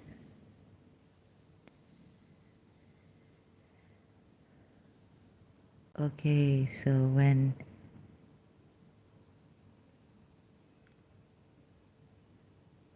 Jesus said, sell your cloak and buy a sword, that means self-defense. And Sozo says a holy God would not promise a follower the many evils forbidden on earth, but it is okay in heaven. So then how does the holy God prevent these many evils forbidden on earth? Because then the Muslims are going to say, punish them. What's the punishment? Does that? But it is okay in heaven. In heaven there would be no evil doers, right? Sorry, Sozo, I didn't get you. I'm kind of confused here. Heaven is supposed to be better and holier than earth. Yes, of course, heaven is supposed to be better. Heaven is the best, right? And holier than earth. But I didn't get you here. The follower, many evils forbidden in earth, but it is okay in heaven. Would not promise. So God has promised good, yeah, in heaven, but not on earth. There are many things here which are evil. Sorry, I didn't get you, Sozo. Can you put that in other words? What do you mean by this? I'm today. I think I'm a little low on my 72 huris, rivers of wine, 80 boys. In the Quran ayat, where does it say 72 huris, 80 boys? Is this a hadith?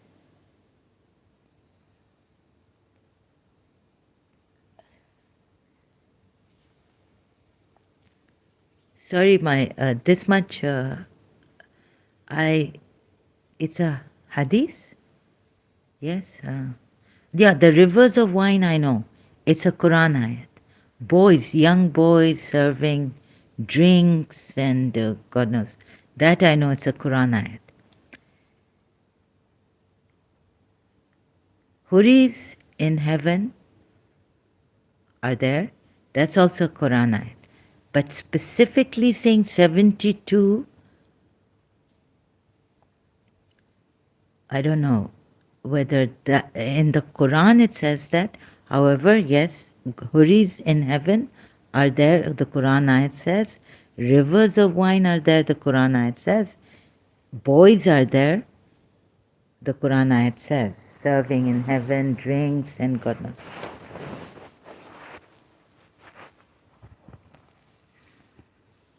Call to offer, sorry. Sister, he is talking about the Islamic Jannah. Yes. Yes, I know about that. 72 huris. 72 number, is it in the hadith? Huris are there in the Quran ayat. Yes. The Islamic Jannah. Oh, so you were being sarcastic here. That's why I didn't get you. Yeah, this is in Pakistan, some extremists were saying we will get paradise. Killing one Shia, we will get paradise. So I started to wonder that if they kill two Shias, would they get two paradises? Or if they killed three Shias, Would they get 3 paradises? But then they say that, 72 huris. So if they kill one Shia and not only get paradise, but 72 huris, 80 boys, serving them, and perhaps other things, then second Shia killing a second one, so that would be plus 72, and then 80 more boys for killing 2 Shias. And how much paradise?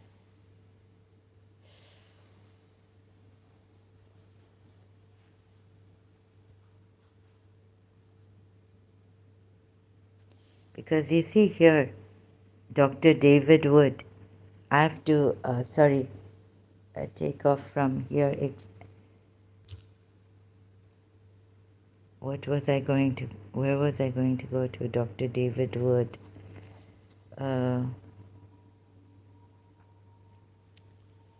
Yeah, the Huris are there. Huris in heaven. Huris in heaven. I just forgot what I was going to, which Quran ayat was I going to go to. So yes, that's true. The Huris will be protected in tents whom neither humans nor jinns have touched before. This surah, according to Surah Al-Waqiyah, among the blessings of paradise will be Huris with beautiful eyes like hidden pearls.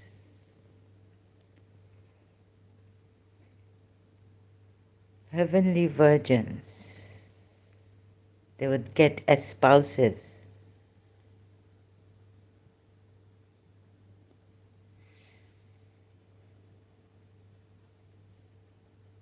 Four three three seven Susan Ibn Majah. Susan. That's a hadith? Susan? Sunan. Acha. 4337. Sunan Ibn Majah. Oh.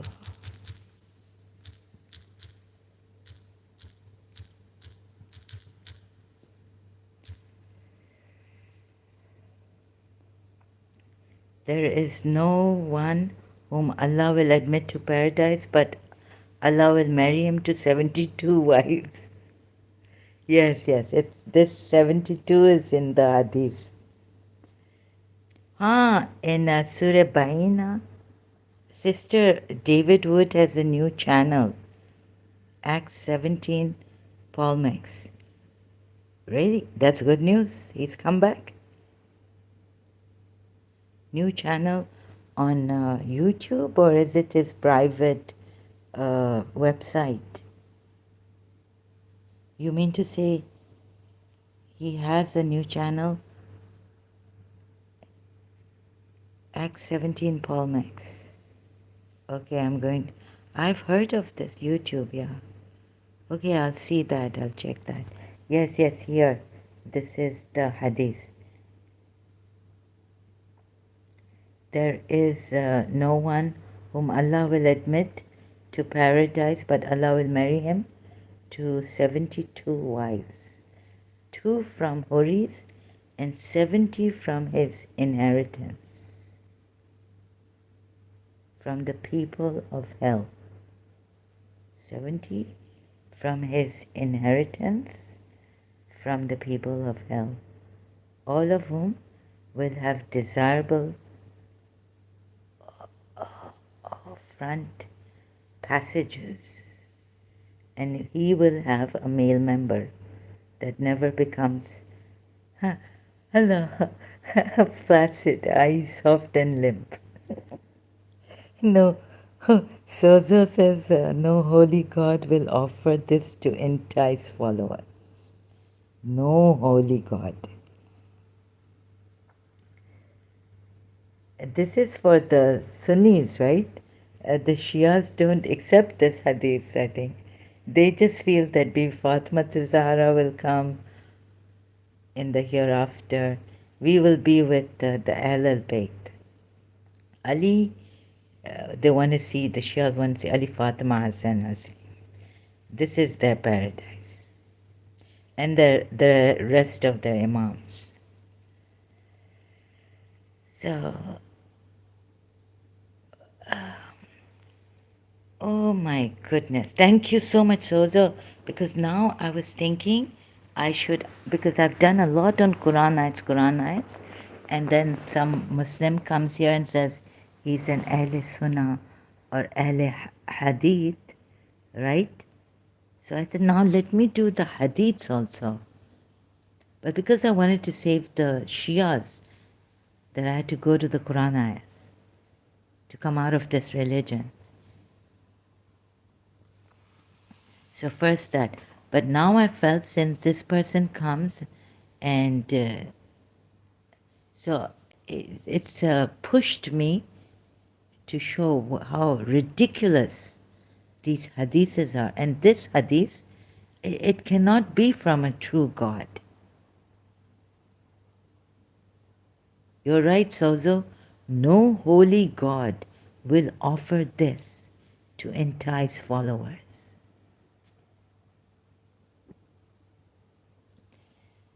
Oh my goodness, this is exactly, Sozo says. Yes, this is,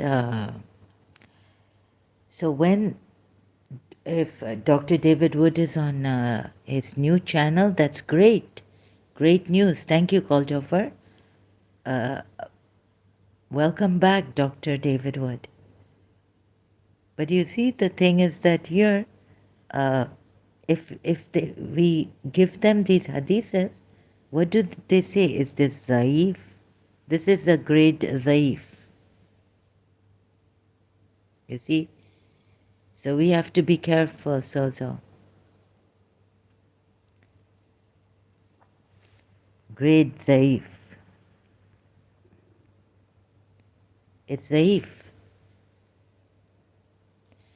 That's why I stick to the Quran ayats mostly. So.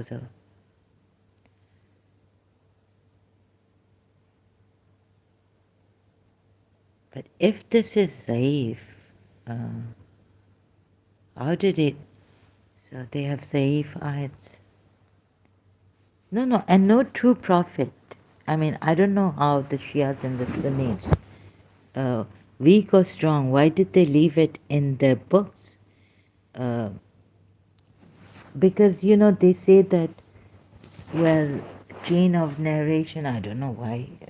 Many reasons why the Shia say that the Umayyads were enemies of Prophet Muhammad and Islam, and there were these hypocrites, Sahabas, so they brought it in. You know, they used to write things against Prophet Muhammad.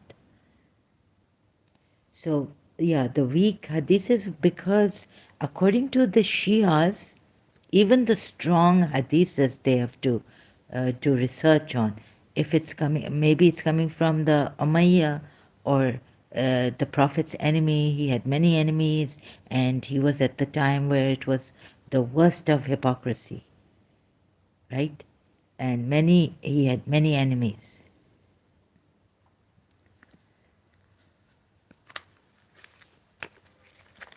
So they wanted to malign him, and so they kept the weak hadiths too, which sometimes we were told they were under duress, right?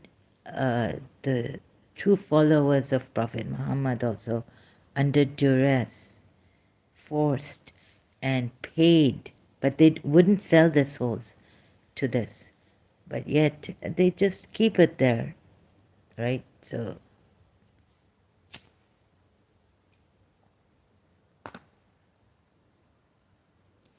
now it depends. This is open to how you take it, how you think about it. Why did they keep weak hadiths also, such as these ridiculous ones?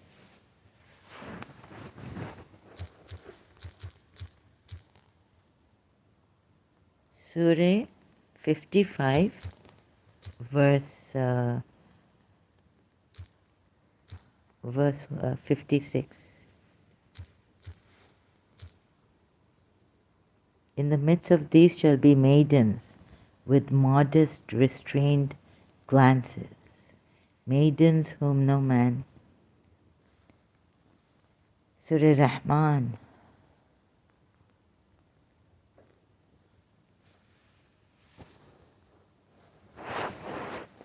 So yeah, so there are many reasons why the weak hadith is just, to show that, okay, we have this in the hadiths, but we tell you it's a weak chain of narration or something.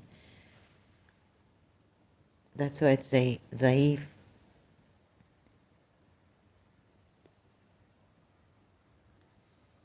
Dhaif, Kalthofer says, oh, I'm forgetting this.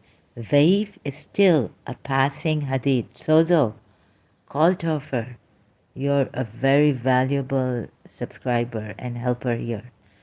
Dhaif is still a passing hadith, just a lower grade. So there you go, that's the answer to Sozo's question. Weak or strong? Why did they leave it in their books? Thank you so much, Kalthofer. I'm also learning today, and I hope I remember this, because when David would have said it, I must have forgotten. Christian Prince said it, I must have forgotten. So a dhaif is still a passing hadith, just a lower grade.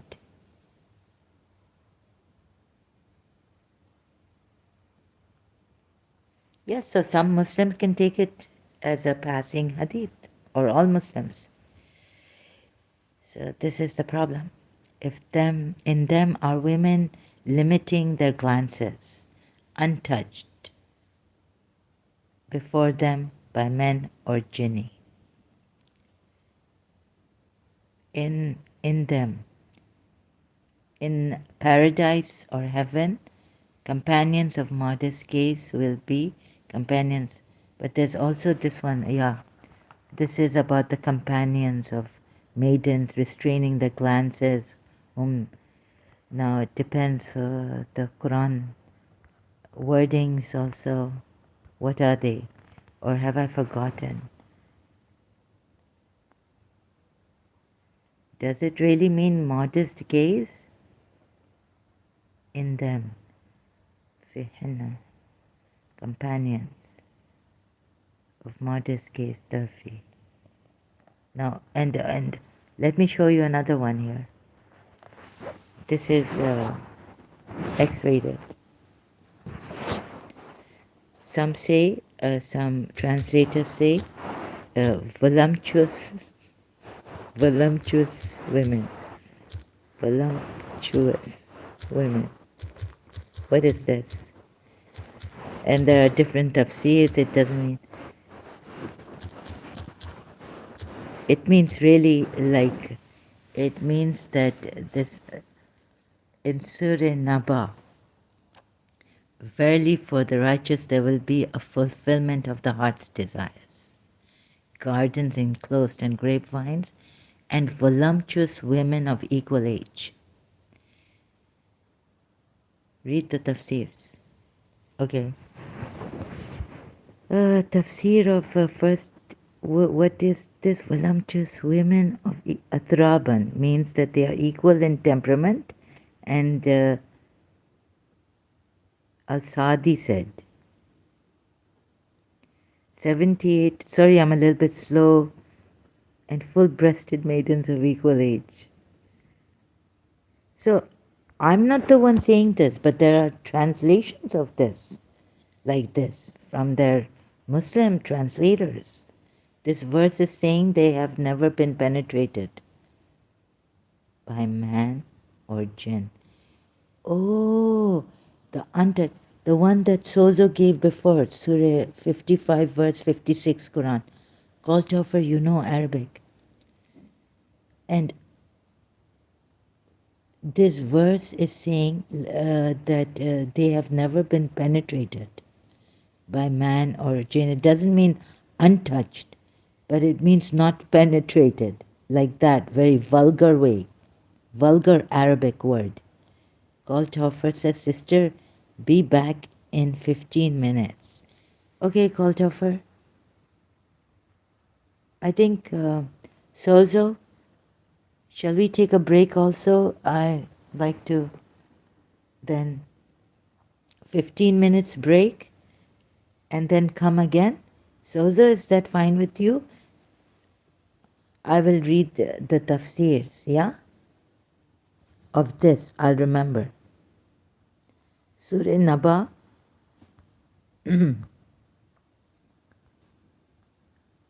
tafsir. Great idea. Huh? Let's make tea, coffee, eat, snacks, whatever we like. Take some rest. 15 minutes break. Great idea, Sozo. Okay, I cannot say how grateful I am for your company here and for your help here. God bless you all much, always. See you again in 15 minutes.